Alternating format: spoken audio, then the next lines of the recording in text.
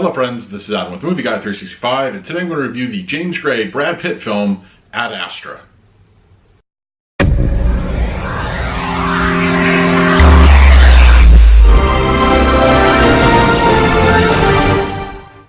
If you're new to the channel, please hit the like button, subscribe, hit that bell notification. I put out videos every single day. You can also find me over Twitter and Instagram at Movie Guy 365, as well as over at the Disney Magic Hour podcast. I will go ahead and leave a link for that in the description.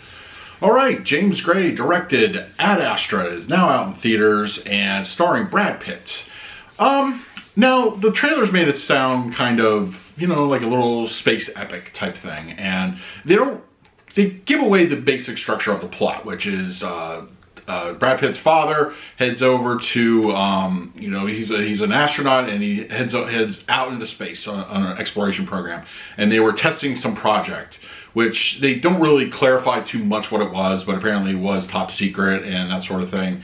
And they're vague in the details in the trailer, and that's kind of one of the inherent problems with the movie itself. It's very vague in the overall scope of what it's supposed to convey to you.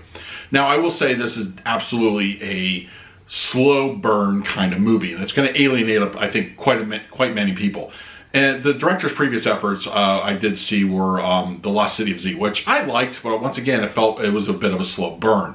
So the director definitely has that kind of going for him as far as the style goes. And if I had to compare this movie to anything, I would say it's as if 2001 and Apocalypse Now were directed by Terrence Malick. That's kind of the best thing I can really say about this movie, is that it's that kind of a movie. So this is really going to be one of those films that it's for an acquired audience. Now I'll have to admit that while the movie is around the 2-hour mark, it kind of feels long. It does feel longer than that because there are blocks of time where not a whole lot happens.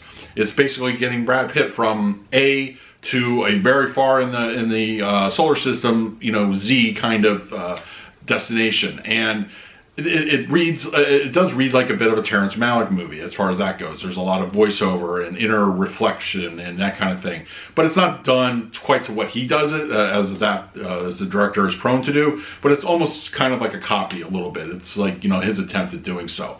It's okay. It's beautiful to look at. It's actually one of those kind of things where I think the special effects are really well done, but you, at the end of the day, just don't get a big sense of why this is even kind of a thing. We know there's a threat.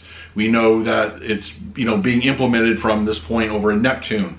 And we think it's because his father has gone off the grid and that sort of thing. But we're never given any real reason as to why this happened or why the NASA substitute, which I believe is called Spacecom in the film, is so desperate to make this quiet and that sort of thing. And there's all sorts of little things that happen that kind of reminded me a little bit of Blade Runner also, tests, like regular tests of your competency and that sort of thing. They really drive those points home. There's a lot of, I would say, varying degrees of homages from other movies in this one. And, it's cool. It has some cool moments, but it doesn't really touch on those moments or expand them. It's a lot of it is like we go from one point to one point. There's a particular sequence I would say, approaching the climax, where it's just completely crazy, like what's going on here. It's like, but there's no precedent leading up to it. And there's a whole lot of okay, well, his character made friends with these characters over here, and then all of a sudden they turn on him really quick. And it's just that kind of thing that's just bothered me. And then it gets really off the grid when apparently you can man an entire space shuttle by yourself from Mars to Venus and then back again. And it kind of stretched those credibilities, where I feel like a movie like a Martian tried to at least really pay attention to the science. What would the science do? And that is really kind of gone in this movie most of all. And even though it tries to imitate it several times, it's just, you feel at any time that, oh no, now more or less I feel that Brad Pitt was basically a Mary Sue kind of character. Knew how to do everything, knew how to do anything, knew all the ins and outs of everything. And that, to me, is not a very interesting or compelling character. And it just kind of pulled me out of the movie a little bit. I don't think it was a bad movie. I think it needed a little bit of a trim, a little bit bump up in, not so much the action, but make something count on screen a little bit. Bring the world that we're inhabiting for 2 hours more into life, more into focus, and why these things are happening, and the consequences and the benefits. At the end of the day, it's just, it's a big miss to me. I guess that's what I was really trying to figure out along, on my ride home. It's like, did I like it? Did I kind of not like it? It's kind of a little bit, I would say, on the more on the spectrum that I didn't care for it as much. Nice to look at, as I said, visually great, but I think everything else is kind of just lost in the shuffle, just kind of maybe gets lost in something, the script or whatever.